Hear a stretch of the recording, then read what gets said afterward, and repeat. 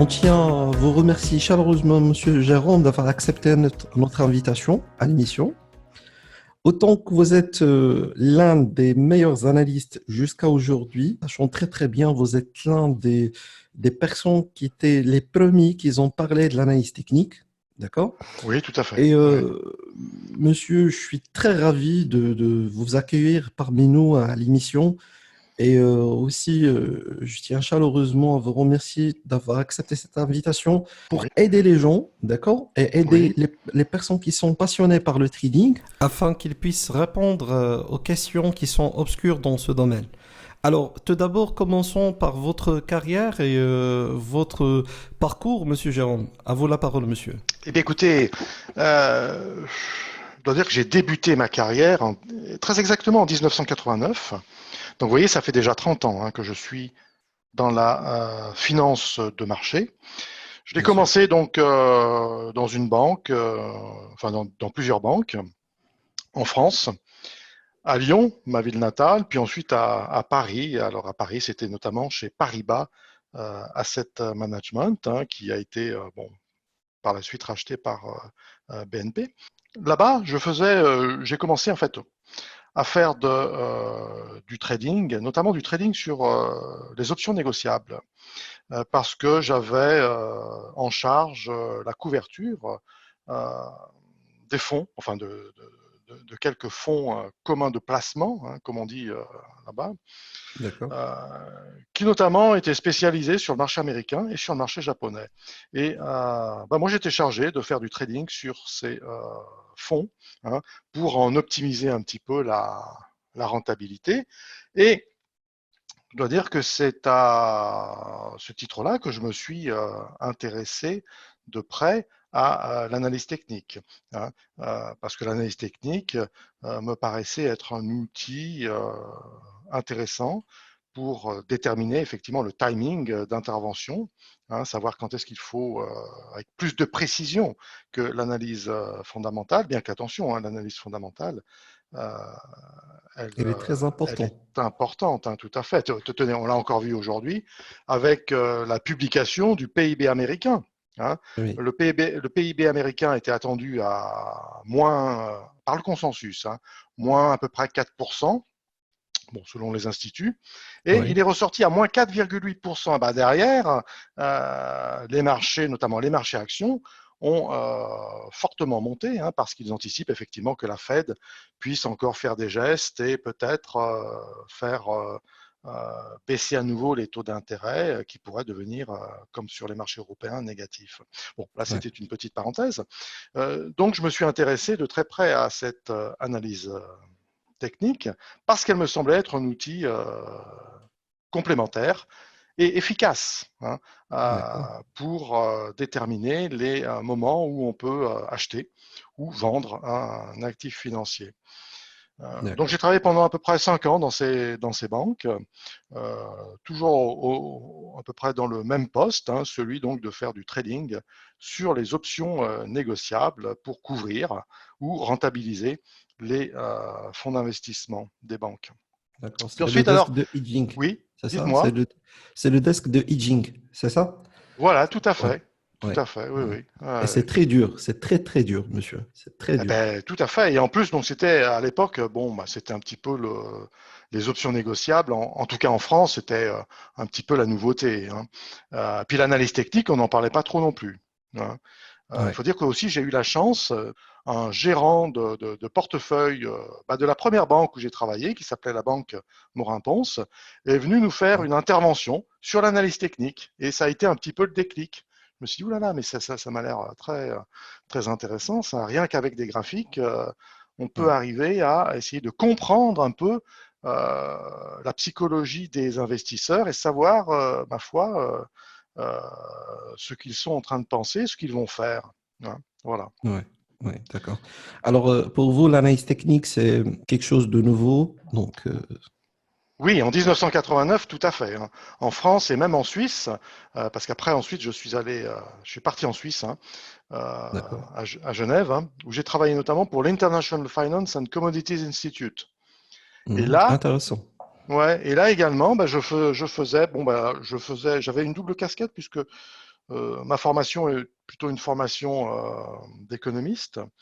Donc, je faisais l'économie de ce qu'on appelle, bon, allez, la stratégie de marché financier, plus de l'analyse technique sur une grande partie sur les matières premières.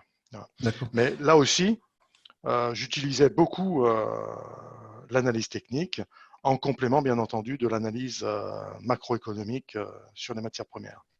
Alors, donc, c'est complémentaire. Il faut avoir l'équilibre entre l'analyse fondamentale, quantitative et l'analyse technique. Voilà, en fait, il faut savoir, voilà, je vais prendre un exemple.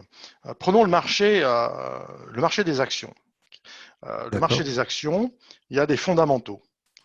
Les fondamentaux, les fondamentaux qui font bouger les actions ou les indices boursiers, ce sont les taux d'intérêt Mhm. et les prévisions de bénéfices. Mais D'accord. par moment,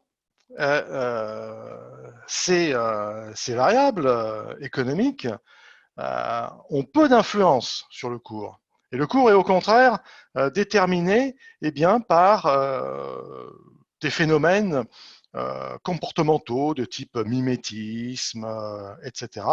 Et c'est là où l'analyse technique est particulièrement utile. Regardez depuis un mois, si vous regardez les prévisions des économistes, Ouais. bah, tous vous disent, mais bon, c'est un peu la catastrophe, les marchés des actions devraient baisser, etc. Et qu'est-ce qu'on s'aperçoit de quoi? Bah, on s'aperçoit qu'il y a eu un rebond. Et ça, analyste technique, nous là, en tout cas, nous l'avons, enfin moi, je l'avais très bien vu. Euh, D'accord. J'avais très bien vu donc ce rebond sur les actions qui peut encore perdurer. Donc il y a D'accord. effectivement, comme vous dites, un équilibre suivant la période. Savoir peut-être qu'il y aura des fondamentaux qui vont davantage dominer à un moment, et puis ensuite, ça sera l'analyse technique qui prendra la relève, etc. Donc il Bien faut sûr. constamment un peu jongler avec. Les trois ou bien les deux. Voilà, exactement. Voilà. Exactement. Ça m'arrive souvent quand je suis en train d'étudier l'action, par exemple, de n'importe quelle entreprise américaine. Et donc, dans le fondamental, je trouve que cette action elle est surachetée, mais par la suite, grâce à l'analyse technique, on peut détecter qu'il y aura plus de mouvements à la hausse, puisqu'il y a deux types. Il y a le prix intrinsèque et le prix de la bourse. Oui, Oui, tout à exactement. fait. Et ça sert à ça. Voilà, Ouais, voilà, ouais, exactement. Comme vous le dites, c'est parfaitement résumé. Ça permet de comparer tout à fait, là, en quelque sorte, la valeur, ce qu'on appelait le prix intrinsèque ou la valeur fondamentale d'un titre avec le prix de marché. Exactement. Et le prix de marché, eh bien, il évolue constamment autour de cette valeur fondamentale. Donc, il est quand même d'accord. intéressant pour un trader de connaître cette valeur intrinsèque, cette valeur fondamentale. D'accord. Voilà. Alors, Monsieur Géron, parlons de votre parcours académique, qu'on puisse éclaircir quelques points pour les étudiants qui nous Oui. suivent sur l'émission. Eh bien, écoutez, j'ai fait alors des études en statistique et puis également et surtout en économie. J'ai fait un DEA, c'est-à-dire ça faisait bac plus 5 en DEA, un diplôme d'études Ouais, c'est approfondies. Master Ouais, 2, maintenant, voilà, tout à fait. Maintenant, ça Master s'appelle 2. master. Ouais. Ouais. Donc en économie, et puis j'ai aussi une licence de statistique. Ouais. D'accord, Mais bon, les connaissances théoriques sont indispensables, mais il faut aussi également beaucoup de pratique et beaucoup d'expérience avant d'arriver à avoir des bons résultats. d'accord. Mais Voilà. ça aide. Donc, la théorie, ça aide les Oui, gens pour bien mieux sûr, comprendre les choses.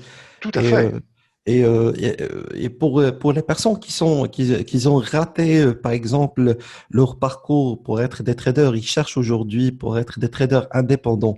Qu'est-ce que Oui. vous pouvez leur conseiller, monsieur? Eh bien, alors leur conseiller, bah, je leur conseillerais. Euh, il me semble qu'il faut quand même faire une formation. On s'improvise pas trader comme ça.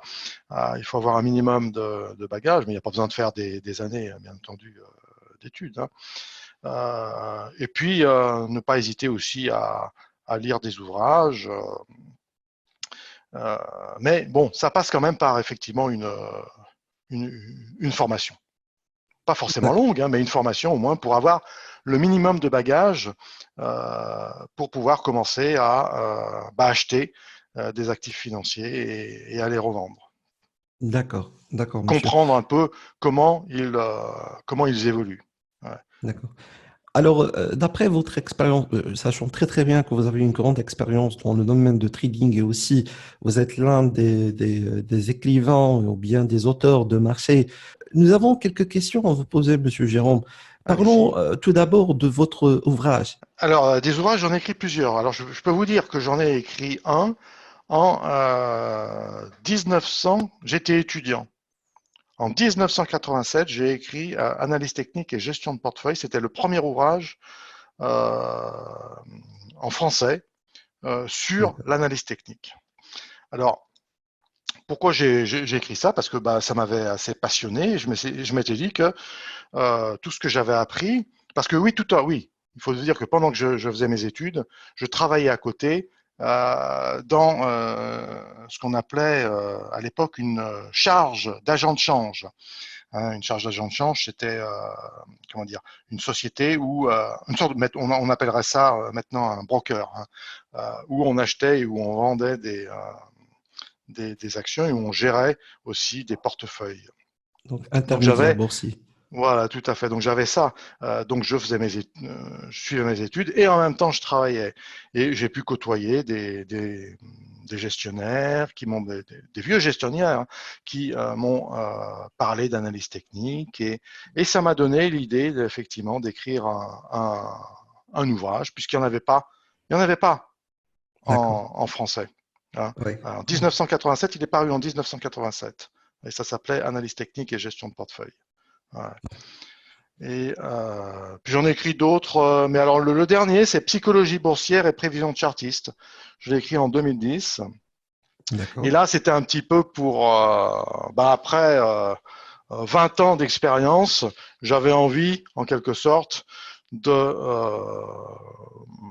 d'expliquer, puis de faire partager un peu à tous ceux qui s'intéressent à l'analyse technique et à la bourse, mes expériences dans mon expérience de 20 ans de l'analyse technique. Je vous félicite puisque Merci. j'ai lu le premier et puis le deuxième, il y a une grande différence. Puisque Oui, tout à moi fait. aussi au départ, j'étais sur les quantitatifs comme vous le saviez, donc, Oui. Mhm. mais par la suite, j'ai compris il y a des points communs sur l'analyse technique et les quantitatifs. Passons à la seconde question. On se demande toujours, existe-t-il vraiment des champions de l'analyse technique ou bien des champions de trading? Bah, euh, des champions, je sais pas trop. Hein, franchement, j'en connais pas. Euh, alors, dans les banques, il y a des traders, bien entendu. D'accord?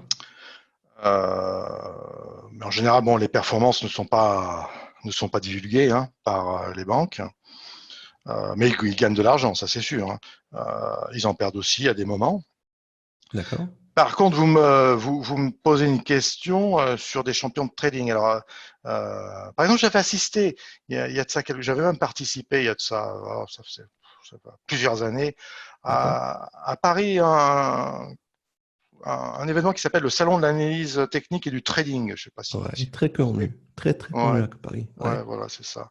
Il existe toujours, Oui, jusqu'à oui, oui, aujourd'hui. oui, je crois qu'il existe Ouais, toujours. Ouais. ouais. Bon, j'ai pas vu de champion. Hein. J'ai pas vu de champion. Ouais, D'accord. D'accord. ouais. Parce que Donc, c'est... Ouais, normalement, ouais. quand on fait du trading, il faut quand même rester humble. Hein. Ok, on peut gagner. Moi, j'ai vu des gens dans les banques qui gagnaient pendant plusieurs années de suite. Ils gagnaient de l'argent, ils faisaient gagner de l'argent à leur banque. Et puis, une année, ils en ont fait perdre. Et ils ont fait perdre quasiment tout ce qu'ils avaient fait gagner à la banque. Donc, Alors, on peut si... être champion, voilà, on peut être champion pendant quelques temps, et puis à plus long terme, finalement, revenir à la moyenne. Hein. C'est bien ça, hein. C'est un retour à la moyenne. Voilà, D'accord.